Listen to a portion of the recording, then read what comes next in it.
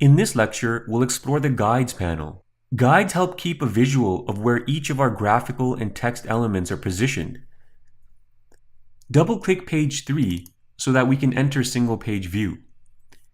These faint outlines you see around the filler text, these are the guides. If you prefer not to see the guides, you can uncheck this box over here. For now, place a check mark back in the box. The next option in our Guides panel is the Text Safe area. You'll notice as soon as I click that, I can see a faint outline around these two images. This is the Text Safe area. The Photo Cells option allows us to decide whether we want to see a gray background when our placeholder does not have an image contained within it. So if I uncheck this box, you'll see it's white again. If I check it, the image placeholder is gray.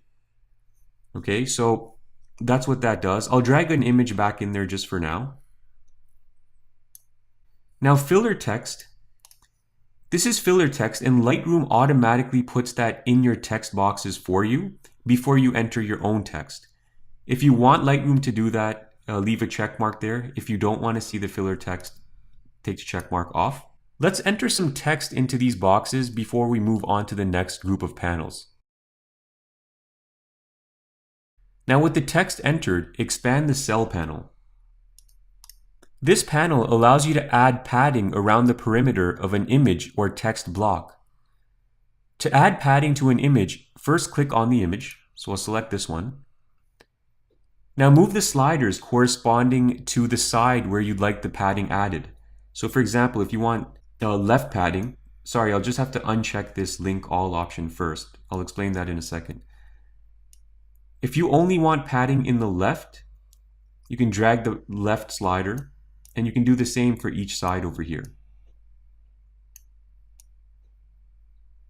It's adjusting padding from each one of the four sides. If you want to adjust the left, right, top, and bottom all at the same time so that they stay equal, just click the link all option, and that'll keep the padding the same on each of the four sides.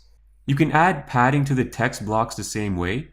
Simply highlight the text block by clicking on it, and then you can adjust the sliders.